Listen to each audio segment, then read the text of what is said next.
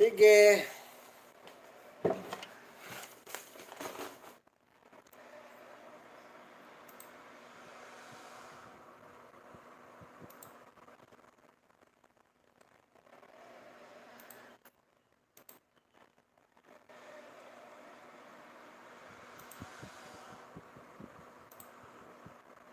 Dali guys ha. Uulitin ko yung liwaton ko to ang aton nga gin live guys parte sa tong bag-ong nga order sa aton gobernador.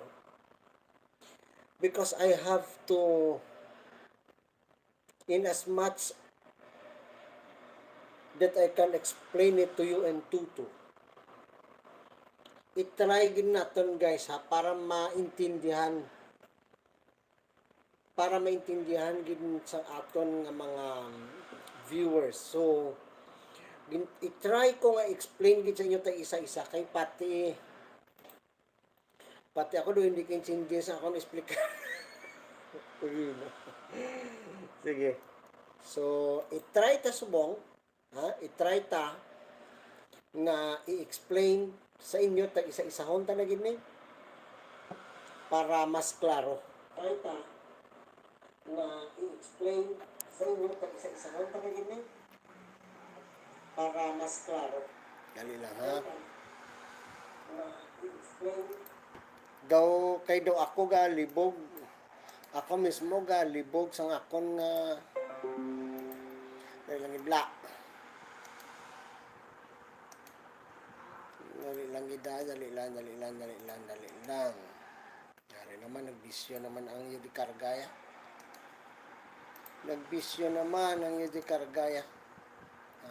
Namit. So isa-isahon tani subong ah. Iliwat ko explain sa inyo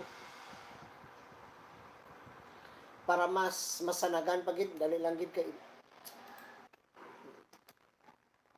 copy. Ano ang mani abi kay oo. Ate ula gid.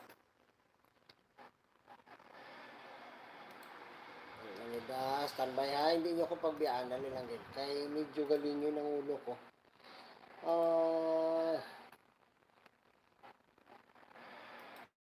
Dali lang gid guys.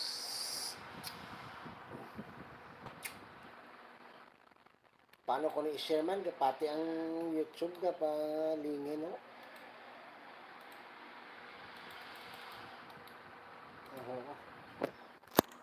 Anyway,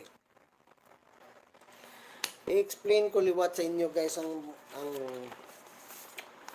executive order 21-18 series of 2021 nga ginpirmahan sang aton pinalangga nga gobernador Eugenio Bong Lacson. Ining nasambit nga executive order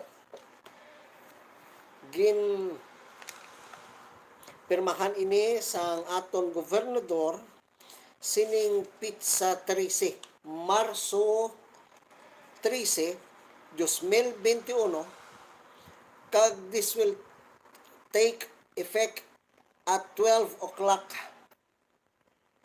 AM 12 o'clock in the morning of March 15 2021.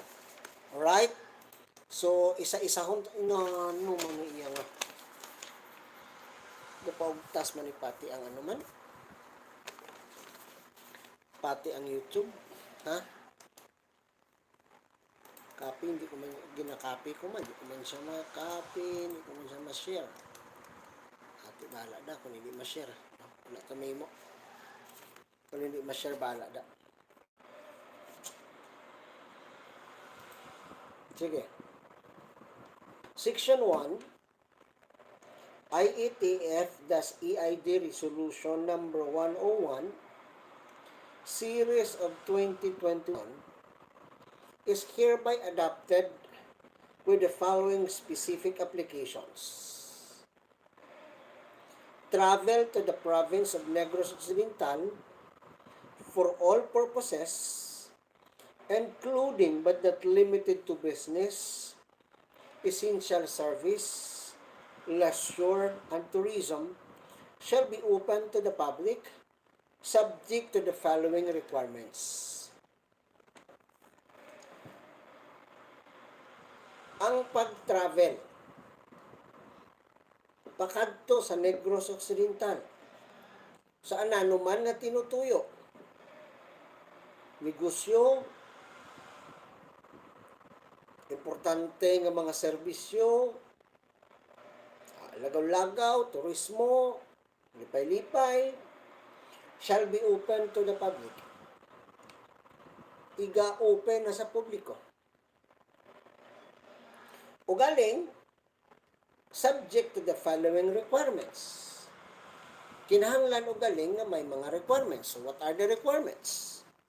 Number 1 requirements is safe, swift, and smart passage o kung amo ning ginatawag nga ispas. Diin mo naman iya makita ang ispas mga kauturan. Ang ispas makita mo ni siya sa Google Play Store. Sa Play Store. I-download mo na da sa imo cellphone, kung may cellphone ka nga ginagamit, i-download mo da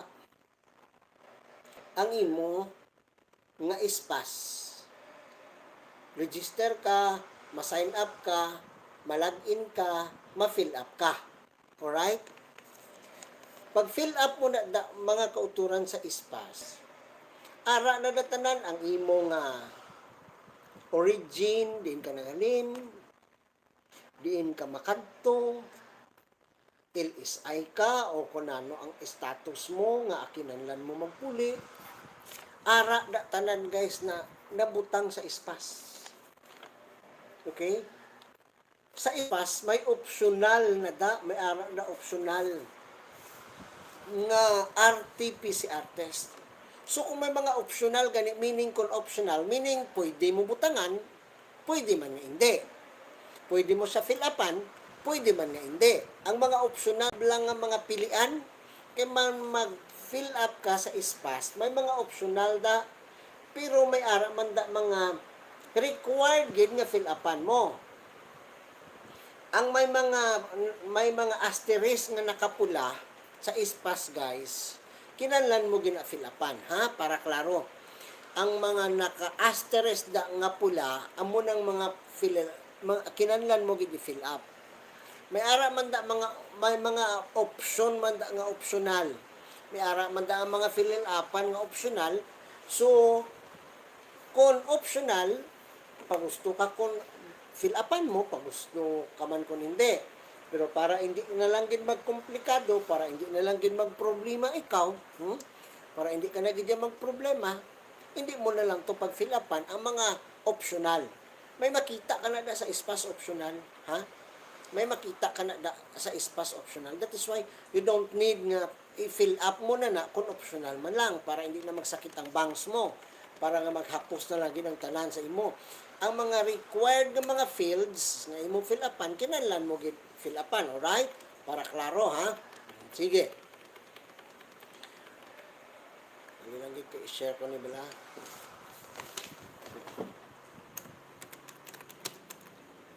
Explanation.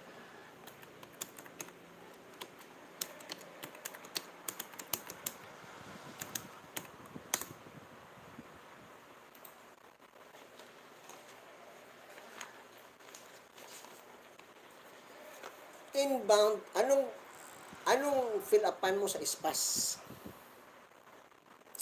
Guys, sa ispas, may ara na nga travel coordination permit. Dali lang gid. Daw nagkatol.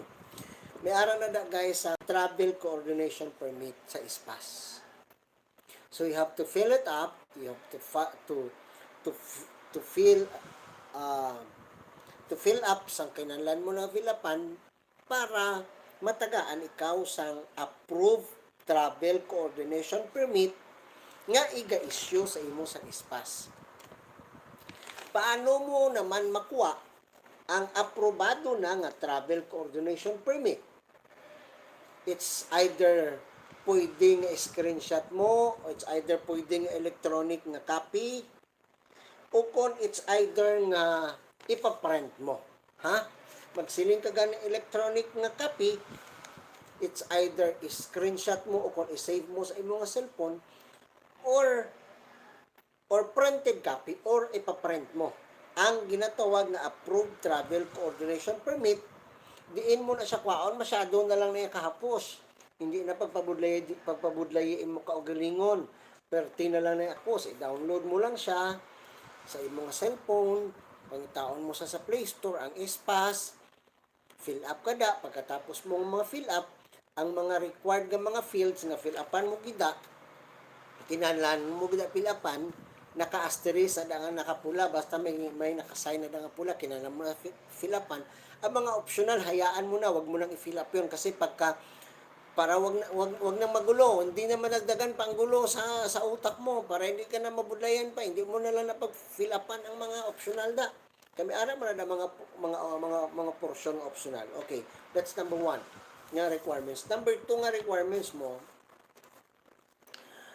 ma-fill up ka man sa staysafe.ph application. This is another apps. Most likely another apps man eh. Ang espas apps na siya eh. So, download mo sa Play Store. Kaga, number 2 mga requirements, kinahanglan naman ang fill up ka naman liwat sa staysafe.ph application. I guess this is another, wala pa na siya makita, but I believe this is another apps.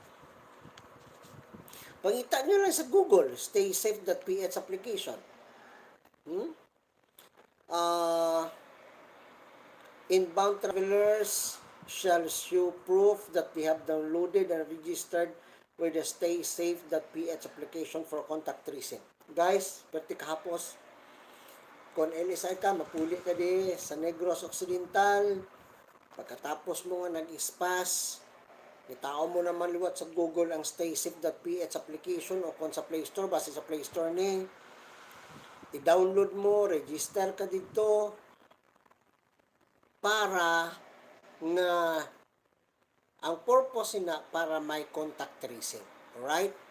Para mas mahapos para sa probinsya sa Negros Occidental ang contact tracing. Number 3, negative. Amo na yung pinaka-importante. Kag diri ni subong negative tiyog ang atong panguna-huna. Negative RT-PCR test result prior to travel. Okay? Shall be valid for 72 hours from date of swab sample extraction. Okay? So, mga 3 days, nagpakuha ka swab, specimen, nagpa-extract ka, Lunes, Martes, Merkules, Huwebes. Ikatatlo ka adlaw ang Huwebes. Within 3 days, kinahanglan magamit mo na ang imong RT-PCR test result prior to travel. Okay? Letter B, must be conducted and issued. Anyway, kung kakumunid man ilang alang kay imo magpa-swab test sa hindi accredited sang DOH. Siyempre, sa accredited sang DOH ka ng mga molecular laboratory. Exception for travel within Region 6. Sa mga padayon nga nagapamangkot, ispihalin ko sa Iloilo, ispihalin ko sa Aklan, ispihalin ko di sa Western Visayas, kinanlan ko pabalas ang RT-PCR test result. Guys, ang sabat, wala na. Suliton ko, sa mga halin sa Iloilo, o kung diin ka man nga bahin sa Western Visayas, magsulod ka di sa Negros Occidental, hindi na kinahanglanon ang RT-PCR negative test result. Okay? Ang RT-PCR negative test result, there is no need for you to submit RT-PCR negative test result kung halin ka lang sa Western Visayas o kung Region 6. Wala diri madala ang Negros Oriental because Negros Oriental hindi kabahin sang rehiyon size. Klaro na? It is clear for you. Meaning, if you are from Dumaguete City, Mapuli ka di, kinahanglan masubmit ka gid sang RT-PCR test because for now suno sa ginabasa naton nga nga executive order sang aton gobernador, wala madala ang iban nga rehiyon size, ang iban nga rehiyon magluwas sa rehiyon size. Halin ka lang sa rehiyon size, if you are from within region 6, there is no need for you to submit RT-PCR negative test result. Klaro? Now, Section 1 of the executive order of issued by the governor nagasiling, non-compliance with the requirements. Travel comply with the above mentioned requirements shall not be allowed to board or travel to the province of Negros Occidental. Guys, amo nang hindi ko maintindihan. Kag ginasigahumunta nga maexplikar ini sa probinsya sa Negros Occidental. Why I am saying this when hindi ko maintindihan? You know what? Number 3, paragraph 3 of section 1 nagasiling, negative RT-PCR test result prior to travel. Kinahanglan may ara ka negative RT-PCR test result antes ang imong travel. Alright? Very clear, no? Sa paragraph 3, section 1. Ugaling, are, section 2, paragraph D. Diri nagalingin ang akong nga banks, guys. Dili nagalingin ang akong nga banks. Sige, na-comply ko na. Pusapos mo lang na-i-comply ang ispas. Pero hindi na kayo magpati nga magsiling ka SP, kabudlay mo, hindi na kayo magpati. Hindi na kayo magpati magparehistro sang ispas, kabudlay pwede, kabalo gani ka mo mag-Facebook, kabalo gani ka mo tanaw da sa mga Pornhub, kabalo gani ka mo magngita da sang link sa mga kundiintong mga mga skandal, kahapos pangitaon sang ispas, para lang sa Play Store. Ang staysafe.ph application, maybe, ari man ni sa Play Store. So hapos lang gini kaayo. Ayo pag ingna nga nabudlayan pud mo ani kay pertining sayunan ni. Ang mabudlay lang di ang negative RT-PCR test result prior to travel. Number 3. O galing sa section 2 paragraph D nagasiling ka conflict gid katama sang provision. That is why I am still optimistic na maexplikar ini sa province of Negros Occidental. What if hindi karon kasangkol sa De La Cruz sang negative RT-PCR test prior to travel? Hindi sa bala pagpasakyon sa barko kag sa eroplano? Kay suno sa order sa atong gobernador, non-compliance, travelers who do not comply with the above-mentioned requirements shall not be allowed to board.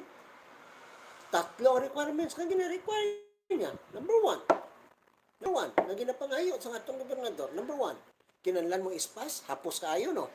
Hapos kaayo ka, Play Store lang na. Kinahanglan mo staysafe.ph application, hapos kaayo kay sa Play Store lang na.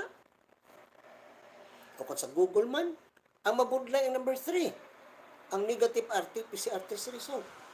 Sino mabayad? Tagpilang bayad. So, hindi ka pagpasakyon kung wala kasi na.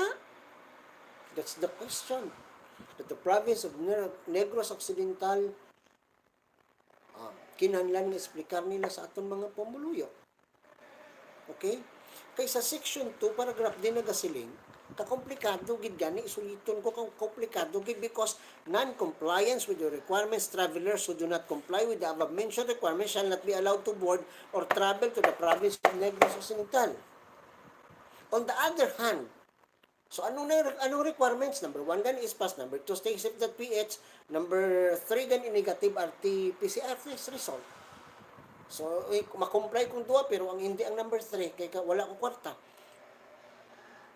So hindi ka bala pupasak yun because ari di guys sa section 2 paragraph din nagasiling, the province of Negros Occidental shall offer voluntary swabbing, swab and go, or voluntary swabbing and quarantine, swab and quarantine, to inbound passengers at the airport and seaports. The province shall bear the costs of the RT-PCR swabbing and facility quarantine. Mag-offer daw ang province of Negros Occidental sang libre nga swabbing kag quarantine sa tanan nga mga inbound passengers. But silingon ang mga manog-abot nga mga passengers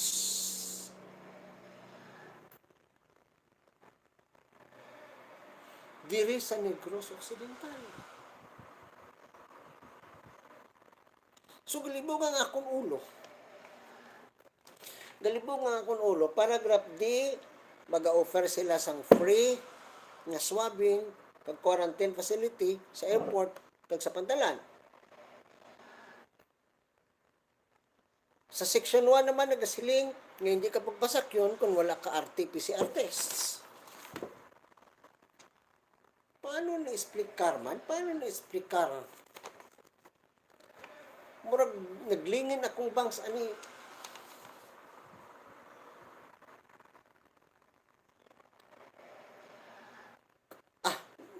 I don't know. I don't know how would they explain this to you.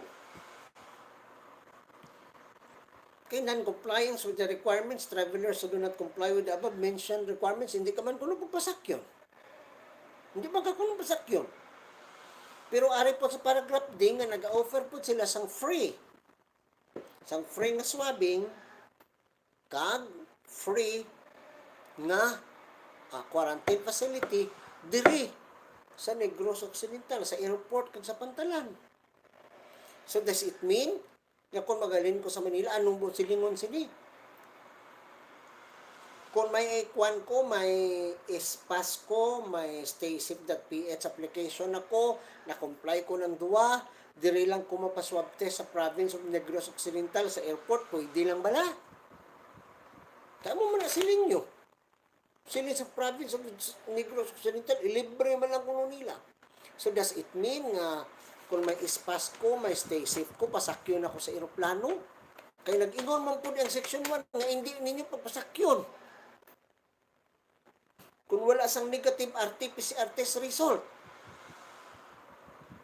Nag-ingon mo nga dili nyo pasakyon. Nga hindi nyo pagpasakyon. Pero ari po sa paragraph D, nga pwede po ninyo iswab dire sa airport o sa pantalan ang mga inbound, ang mga muabot diri sa Negros Occidental. That's why naglibog akong ulo. Butong saon eh. I hope somebody from the province of Negros Occidental could explain this in tuto para hindi man maglibog ang mga ulo sa atong mga negrinsi nga luyag magpuli. Kaya base hindi tuod sila pagpasakyon sa barko kung sa aeroplano kung wala sila RT-PCR tests. Nga dire ginbutan nyo sa section 2 nga pwede man lang i-swab test ang inbound passengers. Sino ning who are these inbound passengers? Are they negrense or mga pasahero o kung mga pasahero nga hindi negrense?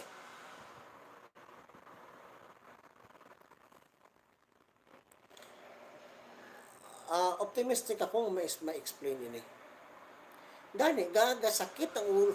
Good ibig sakit ulo ko mamati bitaw. Ako naglibog yun akong ulo. Kaya nag-ingon ni sila sa section 1 nga non-compliance with the requirements, travelers who do not comply with the above mentioned requirements shall not be allowed to board or travel. Ang iyong ka-board, shall not be allowed to board. Meaning, hindi kayo papasakaon sa barko. Hindi po ka papasakaon sa aeroplano. If you do not comply the requirements, what are the requirements? Number 1 is pass. Number 2, stay safe PH application. Number 3, negative RT-PCR test result prior to travel. That's section 1. Pero sa section 2, nag-ingon na po nga, the province of Negros Occidental shall offer voluntarily swabbing, sobando, or voluntary swabbing and quarantine, swab and quarantine, to inbound passengers at the airport and seaports. Na, pantalan o airport. The province shall bear the cost of the RT-PCR swabbing and facility quarantine. Meaning, province ang magasto. Mauna nga, naglibog akong ulo nga naglingin akong banks aning obrahan ni. Kabay pa nga ma-explicar man ha. So, all airports, seaports, terminals in the province of Negros Occidental shall be open to the public. So that's subparagraph A of section 2. Paragraph B, private vehicles and public utility vehicles shall be allowed to transport passengers to and from airport, seaport, or terminal. Pwede na. May biyahe na. Ang public utility vehicles, PUV, halin sa airport, sa pantalan, sa terminal. Paragraph C, local government units shall no longer pick up inbound passengers. Halin kas Manila, puli ka di sa Sipalay, hindi na mag-pick up sa imo. Ang LGU of Sipalay City, no. Hindi na mag-pick up sa imo ang LGU of Sipalay City. Why? Hindi ka naman pag-i-quarantine.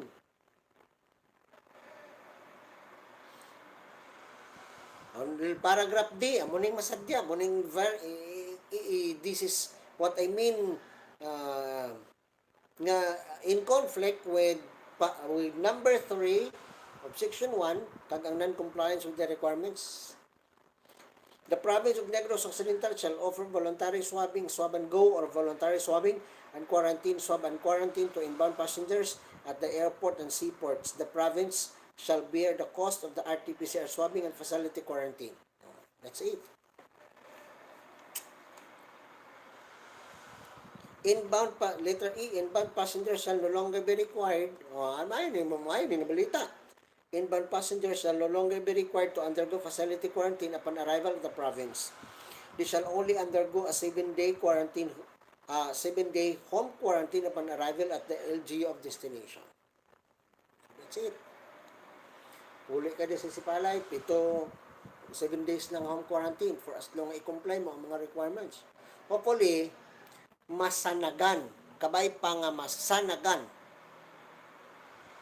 Angan nunta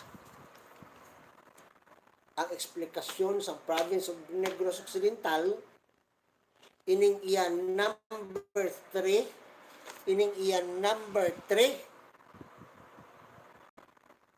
versus section 2 paragraph D. Nan. Kakinahanglan gini-explicar sa province of Negros Occidental because if they will not explain kung anong buot silingon sini, I am not in the right position to interpret. Kaya amo gani siling ko, mamangkot na ko gani. Amo gani siling ko nga kinahanglan explicar ni sa province kay it is a very conflicting provisions of the executive order. I don't know how would they interpret these certain provisions. No?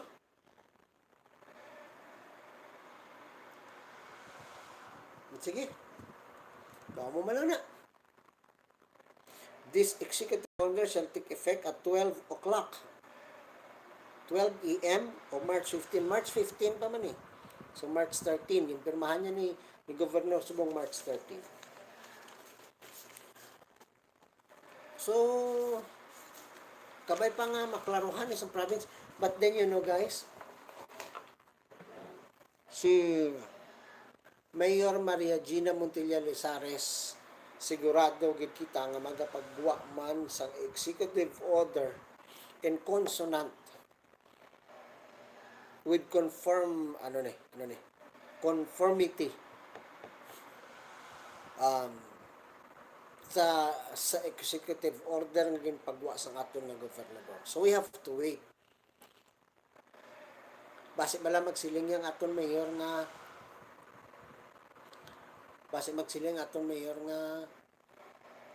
sige, swab test ka mo sa province, ulaton ta ang inyong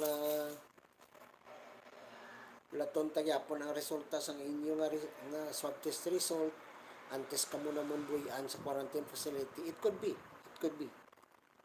be possible kay na maghahalong man ang Sipalay, no? But if you have the means na mag-RT-PCR test nga imo para why na libog. Bayad na lang kasang imo. Pa-swab test ko sa Manila, puli ka de. Abot mo de, pakita mo imo swab test. That's it. Pwede ka nakapuli direkta sa inyo balay. Klaro na ha? Very clear to bala. Kung may swab test kaya nga imo, pwede kaya ka direkta puli sa inyo balay nga hindi na magsugat sa inyo ang LGU of Sipalay City. Sakay ka na lang ya di pasahe. Puli ka dire. Pinang swab test po nga 3 days, within 3 days upon extraction. Meaning, hindi po ito pwede ang 4 na kaadlaw nga resulta sa swab test, no? Hindi po ito pwede kinalang 3 lang kaadlaw. 72 hours lang mo. Base ang imo ipakita itong halin pa isa binula na nga swab test result, hindi po na batunon, oy. Saka hindi po na batunon. Lugon-lugon lang ka sa imong effort, anak. So, kinalan, 72 days, 72 hours, walang ipakita mga swab test. And if you have that swab test, you can go home, stay ka na sa imong balay 7 days, and that's it. No more. Hindi ka na pag-isulod sa quarantine facility. Ang wala lang maklaruhan, taga mo ng Pulatonta, base kung anong clarification sila sa province of Negros Occidental, ining wala iya mga inubayad sa swab test. Kaysa provision sang aton nga sang order, executive order ni governor, malibre man sila swab test sa airport. I don't know kung paano na nila i-reconcile nga siling nila sa Section 1, non-compliance with the requirements, hindi ka pasakyo. Pero sa Section 2 na po, nag-ingon nga may libre nga swabbing sa airport o kung sa pantalan. So, we have to wait na lang. Kaya ako, naglibog akong bangs, sakit akong ulo. Naglabad akong ulo, unsa ako na pagsabot. Anyway, dagang salamat ninyo guys sa pagpaminaw na to. Dagang salamat kaayo. Og mag-fill up mo gani, kung mag-fill up gani ka mo sito sa ispas. Ang mga optional dahil nang hindi naman blakinan lang gina-required ka mo, hindi nyo na pag-fill up para hindi na maglingin yung ulo Hindi na pagdugangi pa na problema imong kaugalingon. Alright, salamat gid, salamat, may gabi ninyong tanan.